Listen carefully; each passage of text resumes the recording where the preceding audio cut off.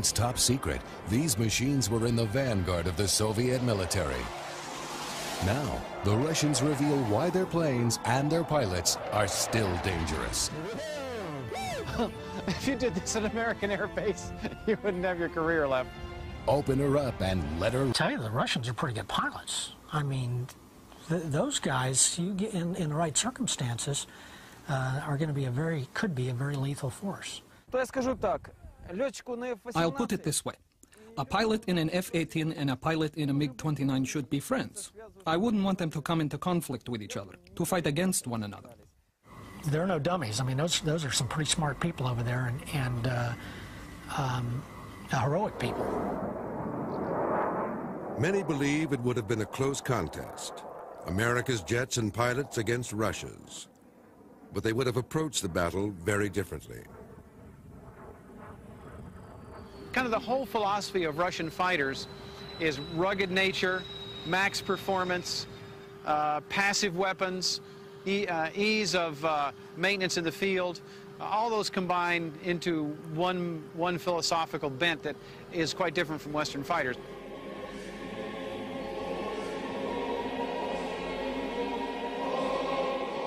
Russia has impressive air technology, which may even surpass the West in some areas. But their way of doing things has a practical, almost primitive side that baffles Western observers.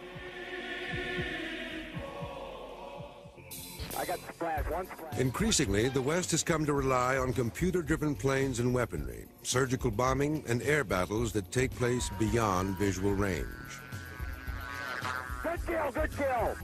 Russia lacks this high level of electronic warfare and is currently in severe economic trouble. Yet, those who study the Russian Air Force say it would be foolish to dismiss them. So I wouldn't count them out. I wouldn't dare count them out, particularly when you have airplanes that are this effective, this combat capable, this rugged. I think the Russians have a real future. American pilot Jeff Ethel has flown over 200 types of military aircraft, including the American F-15, 16, and 18, and the Russian MiG-21 and 29. Rejected by the Air Force for his 2040 vision, he became an aviation author, call sign Fighter Writer. Jeff has come to Zhukovsky Air Base 15 miles outside Moscow to fly the Sukhoi 27, Russia's top-line fighter jet. His co-pilot is Igor Voitintsev of the Sukhoi Design Bureau. From the Bureau's secret corner of the airfield, Nova procured a fully equipped Su-27 for Jeff to try. The 25-ton fighter interceptor will reach top speeds of 1,550 miles per hour and an altitude of 59,000 feet. Its greater than 1-to-1 thrust-to-weight ratio gives it one of the fastest acceleration rates of any jet in the world. I would say the first third of the airplane is very, very finely built. It's smooth where it needs to be in the airflow. The last two-thirds of the airplane is very rough. It doesn't need to be built like a Cadillac. So they pretty much refine it where it needs to be and leave the rest of it alone. Jeff wanted to fly the Su-27 to feel what Russian fighter pilots have at their command.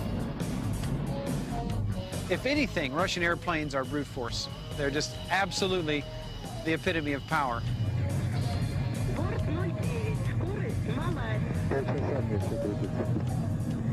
And the first thing we did was a terrific low level. And Igor was quite happy to be right down in the street. Igor said, here, let me take it. We went down into a riverbed. And I mean so low that we could see the distinct trees coming by on either side of the riverbank. Low-level flight is dangerous, especially at a blistering 650 miles an hour. But Russians have always valued the ability to fly low in support of their ground troops and to evade radar detection. Then just pointed the nose up, went into afterburner, punched through the cloud deck, and the first thing we started to do was a series of rolls. I show you turn with afterburn, okay? pulling high G in this airplane did not seem to be as uncomfortable to me as maybe in some other airplanes. Probably not as good as an F-16 because you're lying down a bit, but certainly easier than most airplanes that you sit up in. A little overshoot. Quite frankly, the capability is to turn very fast, very tight, low. And that's an important capability for evading enemy aircraft fire, enemy missiles.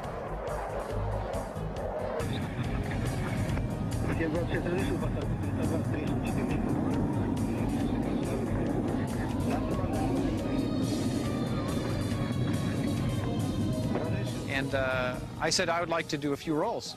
He said, fine, we'll just do them over the runway.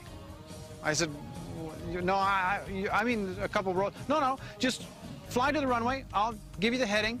And then when you come down, I want you at 50 meters or less. And we'll come down, and then I want you to roll it and pitch up in a half loop for landing. So here we come, roaring across the runway. I mean, zipping along, and I figure I'm pretty low. He says, you're not low enough. So bump the stick a little bit forward, and down we come. And I mean, we were low. Okay. Yes, sir. If you did this at American Air Base, you wouldn't have your career left. There are many striking contrasts between Russian and American air bases, not the least of which is overall appearance. In the United States, daily FOD sweeps for foreign object damage clear the flight line of the smallest bits of litter that could wreck a jet engine. At Russian airfields, metal scrap is tossed in the open. The grass is allowed to grow tall, even on the runways. Birds, lethal to an engine if sucked inside, gather freely in the fields around the tarmac. To the Russians, there is an undeniable logic behind the mess. After all, the field of combat would hardly be cleaner. Walking around a Russian air base is quite a unique experience for an American who is used to seeing everything picked up and nothing that can get in the airplane, and here that isn't the case. It doesn't need to be. Russian jets are designed to perform in less than ideal conditions. Retractable titanium grates protect the engine intakes on the Su-27, 30, and 35. The MiG-29 has doors that automatically shut on its intakes to keep them from inhaling debris. During takeoff and landing, the MiG's engine breathes through slits at the top of the wings. They build airplanes like tanks. The U.S. Air Force and the West builds airplanes like fine watches.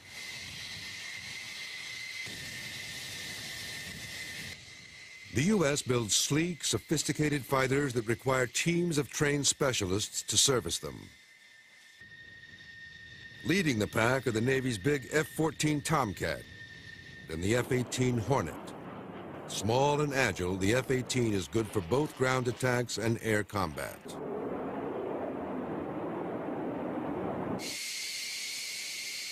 The heavier F-14 carries a larger weapons load and more fuel than the F-18.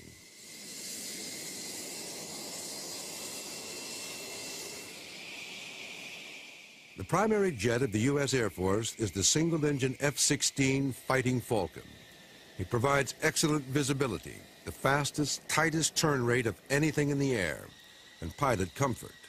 The lightweight plane fits around the pilot like a glove. He doesn't so much fly this jet as wear it. The F-16 is the Porsche of airplanes. I mean, it handles great, it goes fast, it feels good. Your seats recline to help you with the G-forces. Everything's right out here like a big video game, and it's a sweet ride. While the Russians admire American planes, they consider them almost too delicate for the rigors of war. Our military aircraft was designed for battle. It's built for war, not to just stand there and look pretty.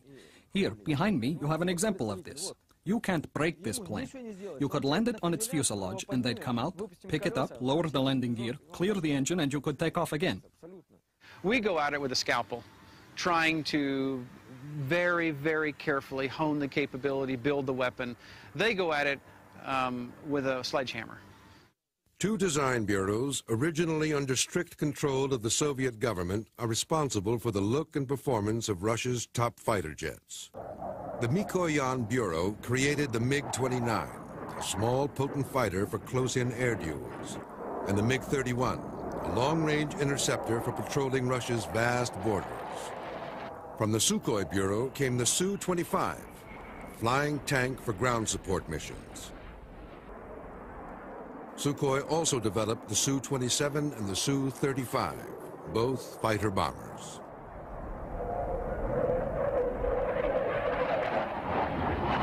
The Russians also claim they have the best ejection seat in the world, seen here in test footage. The seat propels the pilot out and away from the fuselage with a force of 20 Gs, while restraining his arms and legs. You know, it's bad manners here to compare what's mine to what's yours. But when I flew in the F-18, it took half an hour to buckle me into the seat. It's just not practical. In the final analysis, this can really reduce the battle readiness of America's Air Force. Here we just jump in and buckle up. In your planes, one person can't do it himself. You've got hands and legs going everywhere. The Paris Air Show of 1989, the world saw a dramatic demonstration of the Russian ejection seat, when test pilot Anatoly Kovalyov bailed out of his crippled MiG-29 at less than 300 feet.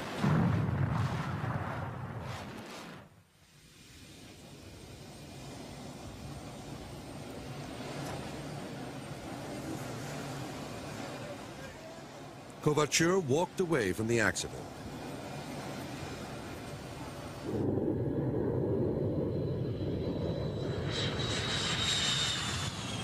Russian jets also have fire-resistant fuel tanks, which kept this MiG-29 crash on takeoff from exploding into a deadly inferno.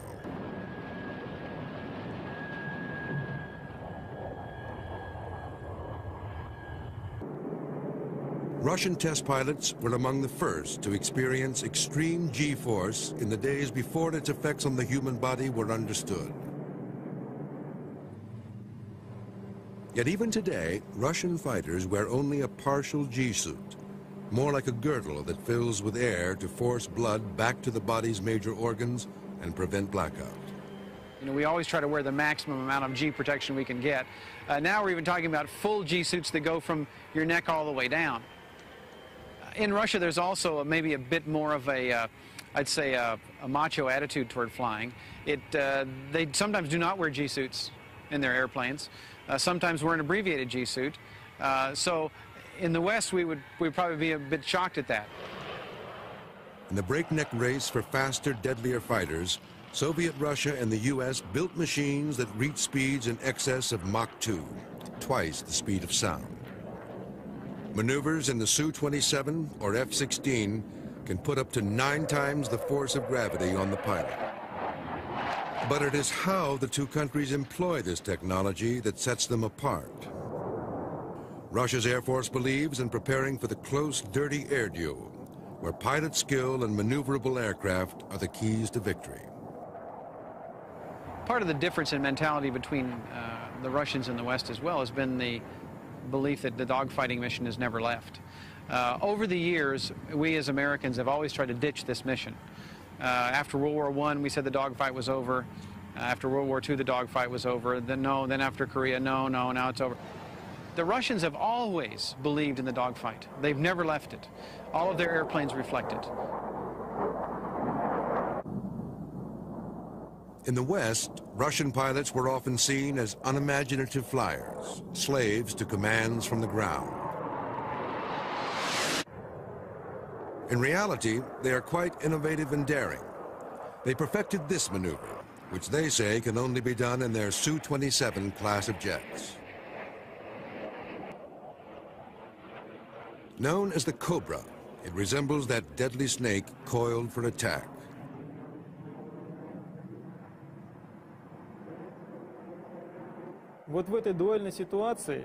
In a duel situation, if two aircraft are closely matched, it's hard to win the duel.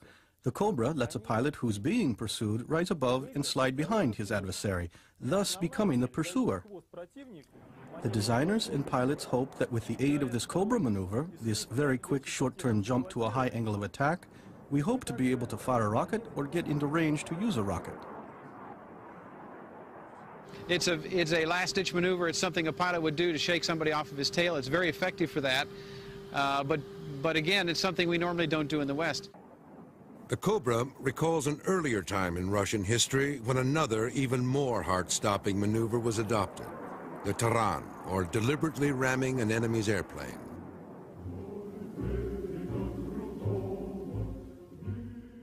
Taran was first employed in World War I by Peter Nesterov, who ran his propeller into the tail of an Austrian bomber. He did this because he ran out of ammunition.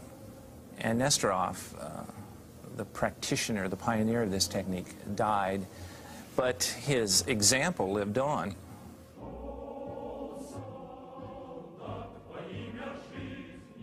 In World War II, which Russian calls the Great Patriotic War, the Taran reappeared.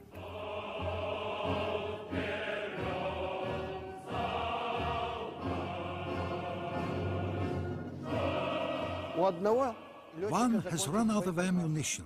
He can't simply leave the battlefield, return home and say, "You guys keep on fighting, I'm going home." After all, that would be desertion. This pilot must continue with the battle.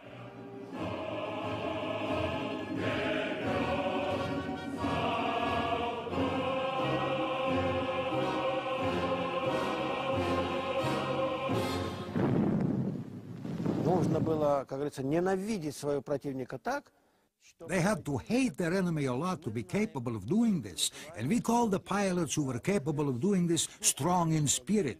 It was only the strong in spirit who could carry out attacks like this, and we know that the fascist pilots did not do this type of attack. They were too afraid. For the Soviets at the beginning of the war, it was a pretty good calculation to take an I-16 fighter, a pre-war obsolete fighter, and ram it into a high-performance modern German bomber. I mean, the trade-off was very compelling. And awaiting you would be the highest award the Soviets gave, Hero of the Soviet Union. The first Taran hero who survived to tell about it was Viktor Talaryikin. He later perished in his second Taran attempt. Russia claims over 600 such kills during the war. But Taran was not a suicide mission like the Japanese kamikaze. The Russian is more studied. It has a certain element of desperation about it. It has the same sort of courage the Japanese had, but it has no religious underpinning to it at all. It's kind of an expedient thing to do. It comes out of a calculation that's made in the midst of battle. And most important, it's voluntary. You know, you're not part of a group of Taran pilots. There were never anything such as that. Russia's was a difficult and bloody path to high technology, through revolution, 2 world wars, and Stalin's purges.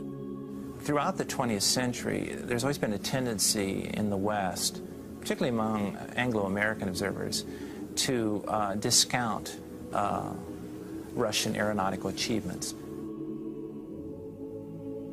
It was the Russians who invented strategic bombing in World War I, using squadrons of their 4-engine Ilya Muromets biplanes. The plane was big, it was huge. In fact, it was the first really big airplane in the world. But German aces and small fighters began shooting these planes out of the sky. The aerial dogfight was born. With cockpit-mounted machine guns and pistols, pilots in the Imperial Air Fleet of Tsar Nicholas II honed their dogfight skills. They were the sons of aristocrats, their planes mainly French and British models. When Russia's Civil War erupted, a mix of these same foreign planes battled each other in the struggle of the whites against the reds. It was the last stand for the Tsar's Air Force. In 1917, the Bolshevik regime took up the banner of combat aviation, along with a new breed of pilots. Lenin felt that, like a lot of people did in the 20th century, the airplane was emblematic of everything that was modern. So the Bolsheviks did show an early appreciation of aviation, and later on under Stalin, they of course would showcase it as one of the great achievements of the Bolshevik regime.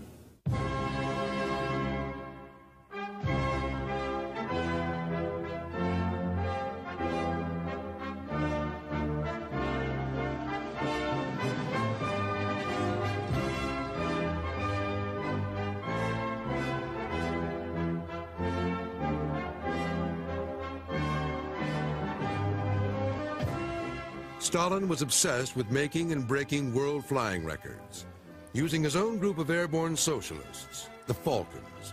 The most famous, Valery Chekolov, was the first man to fly to the North Pole. But even as he staged these spectacular events, Stalin was ridding Soviet aviation of undesirable elements. The officer corps was just decimated. And great designers like Andrei Tupolev, who designed all those marvelous aircraft, including the Maxim Gorky and the bombers, he was also arrested.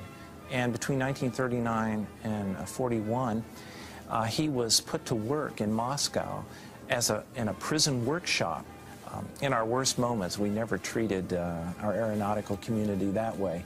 Stalin's concept of Soviet technical progress reached its most absurd dimensions with the gargantuan 70-ton Maxim Gorky.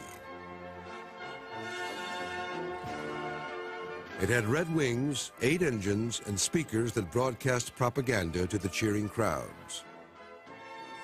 It ended in ill-fated flight in an aerial demonstration when a smaller aircraft endeavored to do a loop over the Maxim Gorky and crashed into the wing. The Gorky's demise foreshadowed the start of the First Great Air War. In June 1941, the Third Reich's Operation Barbarossa laid waste to the mighty Red Air Fleet still parked on the ground.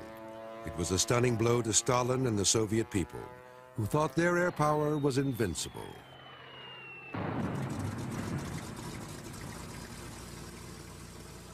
Russia struck back using outdated planes the Luftwaffe had missed. Brave female pilots flying fragile Po-2 biplanes made after-dark bombing raids on German troops camped outside Moscow.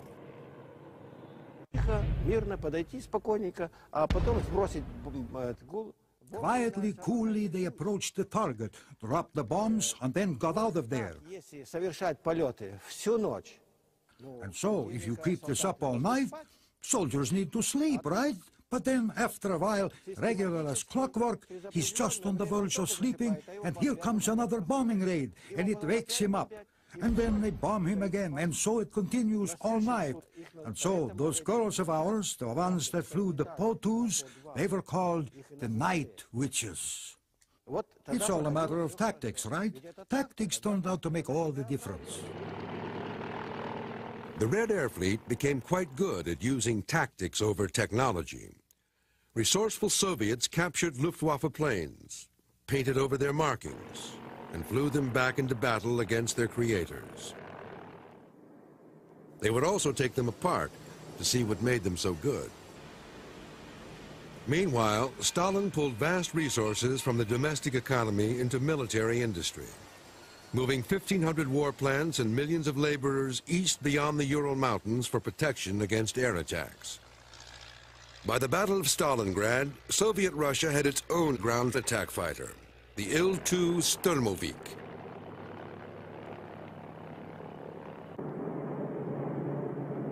Sometimes machine gun fire at oblique angles would just bounce off the aircraft. It was very sturdy, very difficult to shoot down because of its resilience.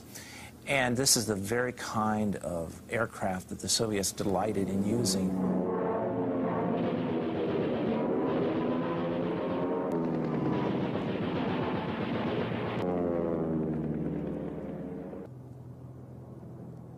In the battle over Kuban in 1943, Soviet flyers overwhelmed the Luftwaffe with their improved dogfighting techniques, led by their top ace with 59 Nazi kills, Alexander Pokrishkin.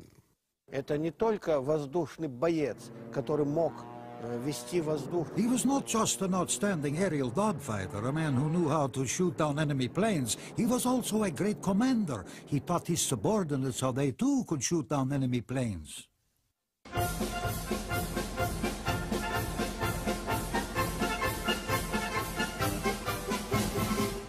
Krishkin was once asked, having downed 59 German aircraft, why he never used the Tehran. And his rueful answer was, I never ran out of ammunition. By the closing years of the war, all the major powers were seeking faster planes. Piston engines and propellers limited airspeed to 500 miles an hour. Like Germany, Russia had already experimented with rocket planes.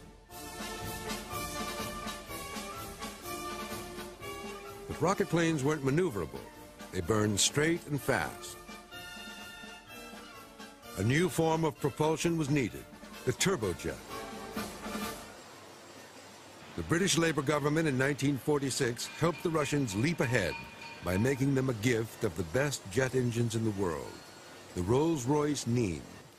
Stalin's response?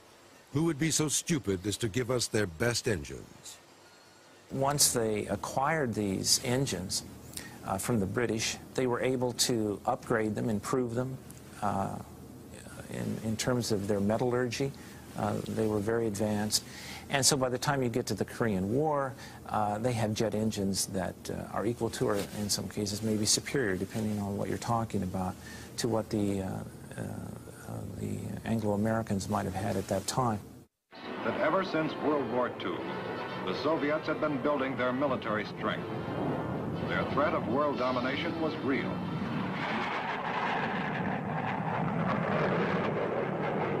The big shock in Korea was the appearance of a stout, fast, extremely maneuverable fighter jet built by Soviet Russia, the MiG-15.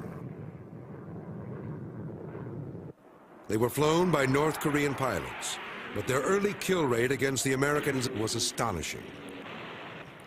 Now it is known that there were also Russian aces in the cockpits of those MiGs. The Russian participation in the Korean War, even today, is a shadowy episode. And slowly we're seeing in memoirs and articles and historical literature more candor and detail about what the Soviets did. На таких самолетах наши летчики в Корее встретились. In Korea, our Soviet pilots flew this aircraft and scored many victories against the American F-86 Sabre. Среди нас, наших летчиков, да. Ну, например, такой я могу привести фамилия Шутягин. I could cite the example of Shutyagan, a hero of the Soviet Union. He received this distinction in Korea for shooting down 11 American Sabres. In the middle was Shabcha, who shot down either 5 or 6. Yes, there were such pilots. То есть летчики такие есть. We also have pilots who participated in this war and unfortunately did not shoot down any aircraft. There are also pilots like that. К сожалению, сбитых не имеют. И такие летчики тоже были. Korea was the last reputed use of Tehran, though enthusiasts believe there's still a place for it in modern warfare. What if an enemy aircraft has closed in on you from the side? What will you do? You can't shoot him and you can't fire a missile. He's too close. Well, it could happen. There's a lot to think about with these things. But today, faults of Tehran lie far away for both sides of the old Cold War. The clearly defined foe has temporarily vanished. Дар поэта ласкать и корябать, роковая на нем печать. Розу белую с черной жабой я хотел. In mythical Camelot, King Arthur gazed about his round table and bemoaned how the lack of enemies had made his once glorious knights idle and dull. But Russia's warriors have not become slack in peacetime, despite what a Westerner might make of this scene. In Russia, it is not politically incorrect to drink, smoke, and pull 9 Gs the next morning. These are the Ruskiya Vityatsi, or Russian knights, enjoying a day off with members of the Sky Hussars and Martins. These men were once known as the Guard, the Soviet frontline air defense fighters who protected Moscow. Generally speaking, we never had hostile feelings toward the American people nor toward American pilots. Decent people are valued by all of us, and so it turns out we were not enemies. The Cold War was not between the people of America and the Russian people. It was between Russian and American politicians. The Russian Air Force has always viewed itself as defending the homeland. They like to point out that America has fought all its air wars far from home. The Russian people never go looking for enemies, because our history has been so very bloody.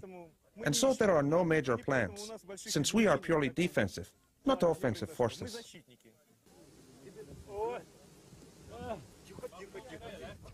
With the Cold War over, these men are relieved old hostilities have ended.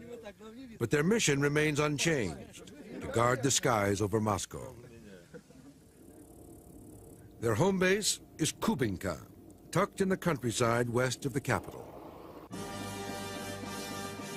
Once, this place did not appear on Soviet maps. Westerners were forbidden to visit. Today, security is considerably more relaxed. Since the collapse of Soviet Russia, the biggest problem is money for fuel and getting pilots enough airtime.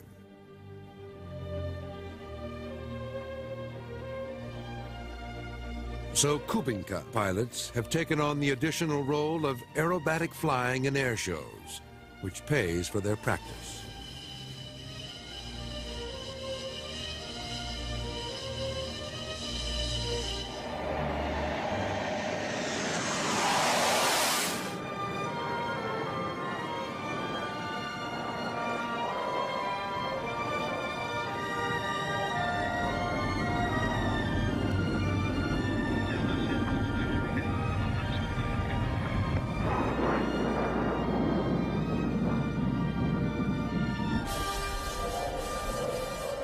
This formation flying is not as innocent as it appears.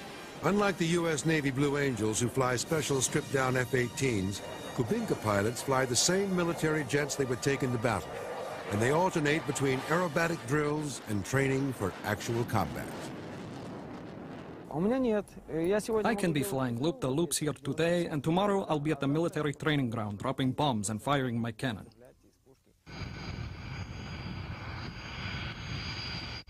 And also, our aircraft aren't sports aircraft. They're military aircraft. At any time, we can just load up some rockets and take off without any downtime in between. Lieutenant Colonel Alexander Garnev is commander of the Sky Hussars at Kubinka. He has reached the highest level a combat pilot can achieve, that of Luchik sniper. Я могу 3-4 снарядами поразить эту цель. То есть мой опыт мне позволяет точнее прицелиться. That means that I can place 30 of 30 warheads right on target. My experience allows me to sight better than most pilots and destroy the targets. I don't have any problem whatsoever with destroying moving targets. I'll fly in, it'll only take me 2 or 3 rounds, and I'll take care of it. That's why I'm a Lyotchik sniper.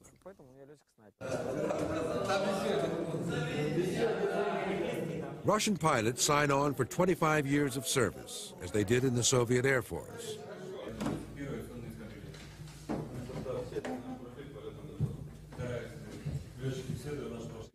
Garnev says training today is much the same as it always was.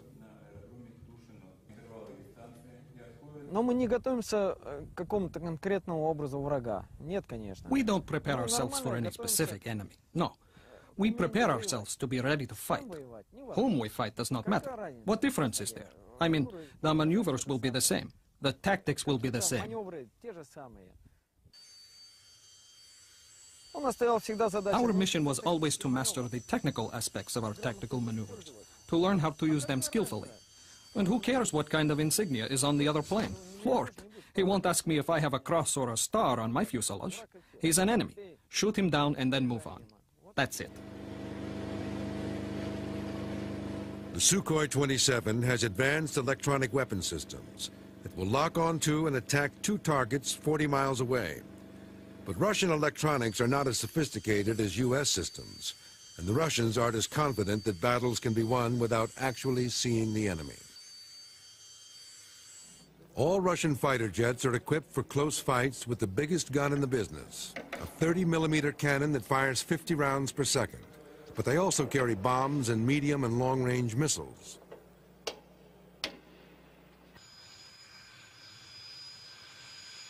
The Russians believe air combat will always degenerate into a tight tangle. So these frontline defense pilots at Kubinka prepare for the inevitable by engaging each other in close contact dogfights.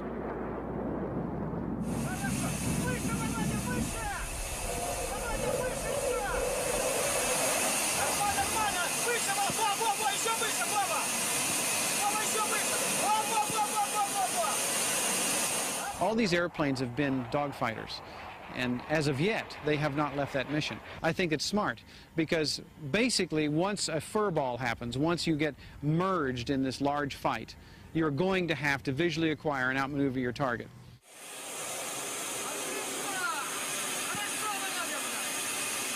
In Russian dogfight training, there are critical maneuvers every pilot is expected to master. One is the kolokol, or bell.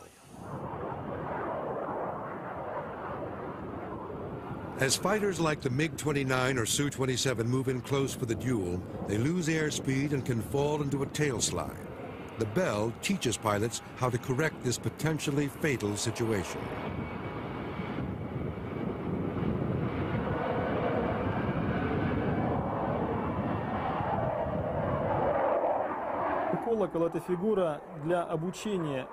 The bell is a maneuver for training pilots how to control their plane at zero airspeed, so they won't be afraid of these speeds and will know what to do if they encounter them. This kind of situation, a loss of airspeed, can happen in aerial combat. The jet hangs vertically for what seems like minutes. As gravity pulls the plane earthward, the pilot tips the nose down, then maneuvers for recovery.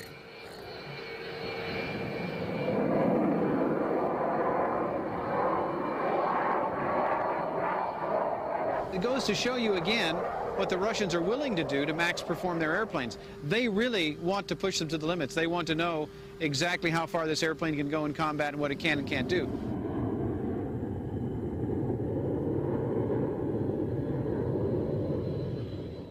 Though now at peace with the Russians, America and its NATO allies still eye them with caution.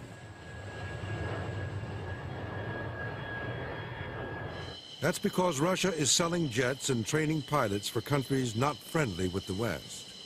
I don't trust anybody unless they're wearing their stars and stripes. I mean, you just don't know who your enemies are going to be tomorrow, the day after tomorrow.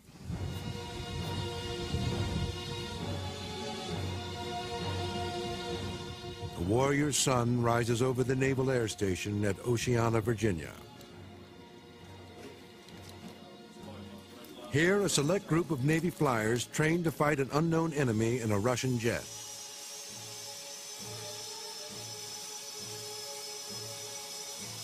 The so-called adversaries at Oceana fly Navy F-18s, painted to look like the Russian MiG-29 Fulcrum. But the tail logo is a vaguely Arabic symbol, a reminder of the Gulf War where U.S. forces faced predominantly Soviet technology. Our worst nightmare, if you will, of going head-to-head with the Soviets, which would certainly be bloody and painful, has been diminished, but there's still plenty of other things going on. It can be pretty scary. And all it takes is for one MiG-29 out there to shoot at you, and it could ruin your whole day. 13 miles. Fox 1. Oh, Jesus. The Western dogfight differs from Russia's in that it relies on electronic surveillance and weapon systems to engage the enemy beyond visual range. Good hit on one. In other words, we want to just fire our weapons and kill him before he even knows we're there. Certainly you need high technology. You need equipment that's going to work right. You need to be able to reach out and touch somebody. But what you can't forget is that you have to be able to train. Like Russia, the U.S. military is having trouble paying for fighter training. In recent years, money for dogfight programs has been severely reduced, and greater emphasis placed on preparing for surgical bombing missions like those in Desert Storm. Oceana is one of the last remaining air-to-air fighter programs. We've just stood down all the aggressor squadrons in the Air Force. There are none. The Navy is toning down its aggressor training. Somebody famous said, and I don't know who it is, you fight like you train, and when you quit training, you're going to lose that edge. You're going to lose that war-fighting capability. And I think that the worst thing that they could do would be to shut these adversary squadrons down. One irony of the post-Cold War era is that former enemies now face the same dilemma: how to continue financing what it takes to stay in this game. As they've done time and again, the Russians turn their desperation into a practical solution. They keep the cold, hard cash coming in by selling rides in their combat jets. Power of this. Oh, it's almost beyond description. One of the most exciting thing I've ever done in my life.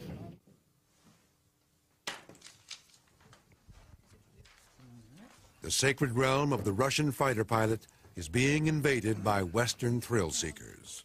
A person who is not quite ready for G-loads, there may be the instant loss of eyesight. Oh, okay. But it will pass very quickly. You won't even notice it. John Karasawa, a young California electronics specialist who loves fighter jet video games, couldn't resist when he learned he could fly the genuine article for $15,000. Requirements for the joyride were not very stringent, just the most cursory physical exam. Then a briefing from pilot Alex Garneyev, which assured the student of a gut-wrenching ride. Okay. ML1 is you make first half of the loop and then half roll. This is ML1. And so on. Okay. All others I'll explain you. Okay. We'll mention the order of ejection once more, and then we'll fly. Okay. If you're ready, we'll go and change. I think so.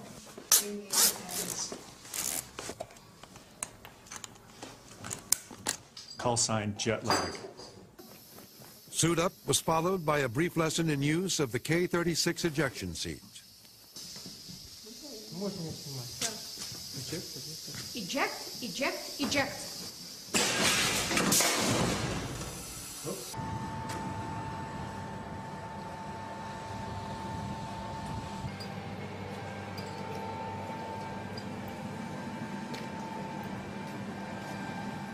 With John buckled into the cockpit, there was one small final detail: signing the release form.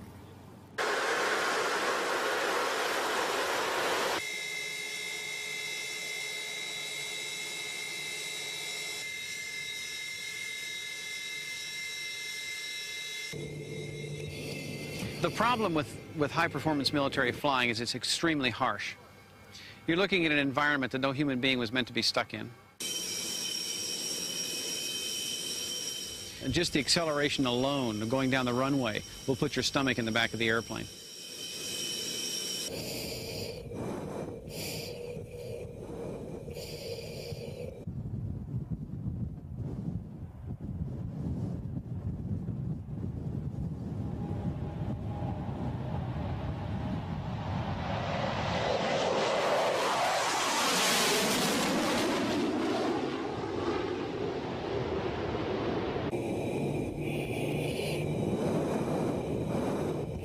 Yeah, fourth, oh! Dude, 40s, woo! Woo!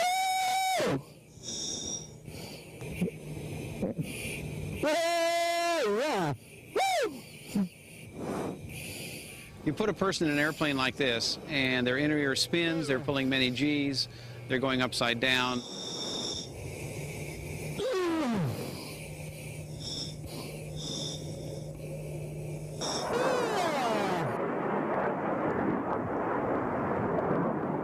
The afterburner, when you light it, it just absolutely thumps you in the back, kicks in, immediately presses you in the back of the seat, and off you go. It's like being thrown out of a slingshot.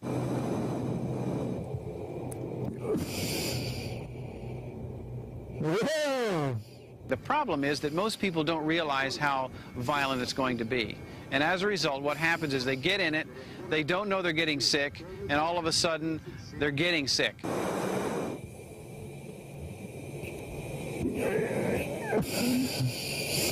And before you know it, they're back there. Then, a little too late, they're throwing up in a mask. And I call this kind of the zoom, boom, throw up in your helmet ride, which is a terrible thing to do to a human being, really. Whoa! Yeah!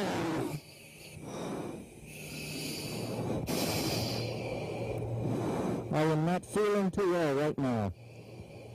But you really have to become acclimated to this kind of flying. It takes a little while. Anybody can, but it takes a little while. I will say this. At first, it seems like a blur, but after you're through, you know you've done something that's quite unique. I'm a little bit woozy. I don't know if I can get out of the plane just yet.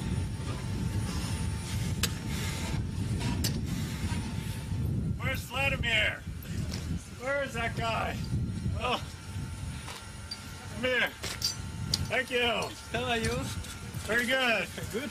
Vladimir, you can be my wingman anytime. Oh, it is.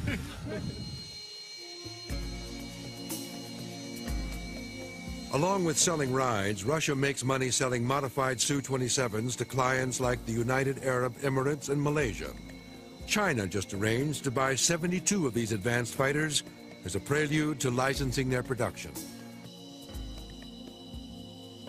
The smaller MiG-29 has even more customers. Over 1,000 have been given to the Ukraine by treaty or sold to countries like Pakistan, Iraq, Peru, Cuba, and Vietnam. And it's not just planes Russia's peddling. It's some awesome firepower as well. So not only MiG-29 and the Su-27, but they are now working hard to provide all those modern weapon systems for such old aircraft as MiG-21. Because there are over 4,000 MiG-21s all over the world. And if somebody modifies it and establishes new weapon systems, it becomes almost as effective as, say, F-16. Russia is already flying their new Su-35, a 27 with improved electronics, a new wing edge, and canards under the nose for more violent turning capability. And rumor has it, Russia is also working on its next generation MiG fighter, which could incorporate stealth features similar to the American F-117 or F-22. Some new technologies are coming, and they're very close, which will allow also to change the whole conception of a maneuverable fighter. Even more than the West, Russia made huge sacrifices in its domestic economy and in human lives to become the air power it is today. Nowhere is that felt more strongly than in this place, where generations of Russian pilots who gave their lives for the motherland are honored. This is the Memorial Cemetery in Zhukovsky. This is a holy place in the town. This is the place where test pilots are buried.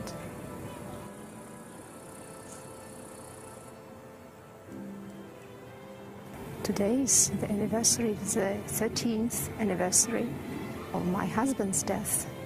He was killed in an air crash 13 years ago on that particular day. That's why I'm here. The families come to the graves, to the tombs. Pilots, friends come and recollect some scenes from the pilot's life, a lot of recollections.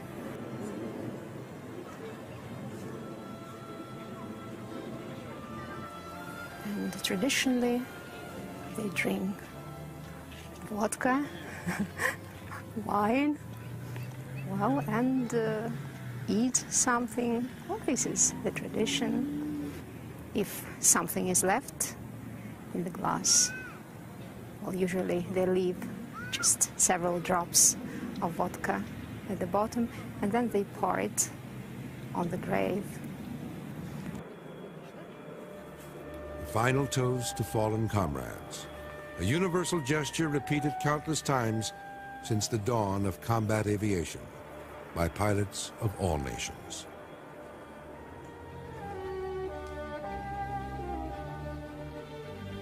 I was talking with one of the Russian pilots yesterday before we flew, and we were saying how sad it is that we love to fly machines that kill.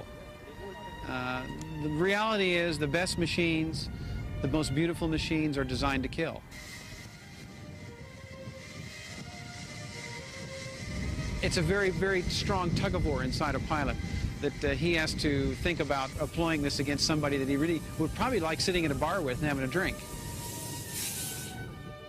We wouldn't look forward to a conflict. If they ordered us to do it, well, then of course we would.